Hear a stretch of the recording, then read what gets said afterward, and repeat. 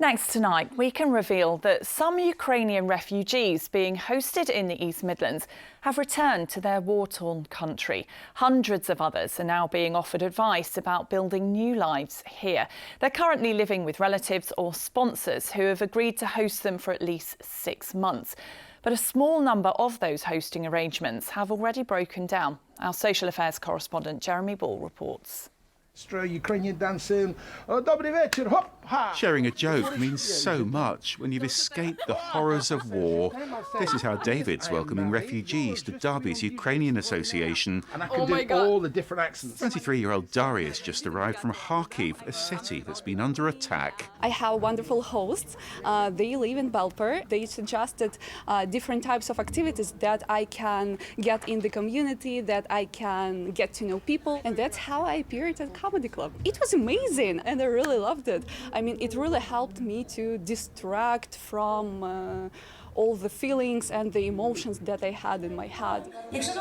These Wednesday morning drop-in sessions are trying to help new arrivals move on. There's advice here on everything from jobs to getting into schools. And they're trying to iron out any problems with hosting arrangements too. Sometimes the family members that are here in this country are quite elderly, and so it's quite difficult for them to welcome, much as they might want to, a young mother with perhaps 2 or even 3 young children. It upsets the whole household. And also, if they haven't come through the sponsor scheme, then they are not entitled to the same benefits. And they've also set up this shop, but here, everything's free. This stuff's all been donated by people in Derby, by shops, community groups, individual collections too. And this is one of the biggest things they need at the moment: local school uniforms.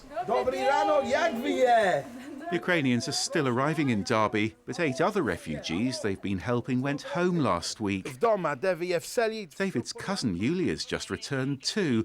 After 8 weeks in this country, she's back living in Ukraine. Although she was very grateful for the UK and getting them over here, she was very upset as well, because back home she left her husband and there were other family members who were still there. And her daughter was really struggling. She was missing Dad and she was very upset. And you must be worried about them. I'm very worried about them because the situation in Ukraine at the moment is very unstable. Before war, I had a lot of plans. I mean, I had a lot of goals. I had a lot of things that I wanted to achieve.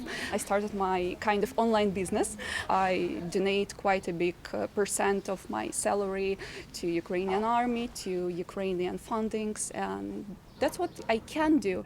But for now, most here don't see any immediate prospect of returning. And this is where they're building a future.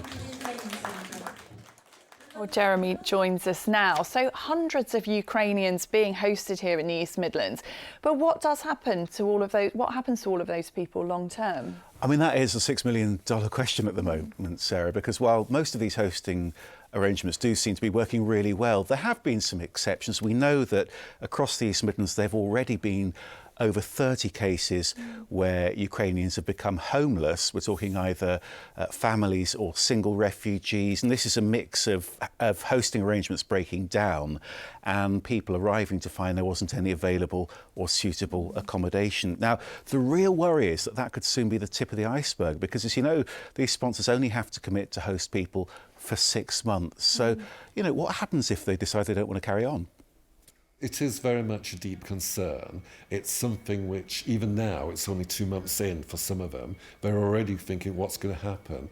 Because we can see the situation in Ukraine is not improving. We can see that the war is continuing, and unfortunately, the way things are happening, houses, cities are being destroyed and people are being displaced.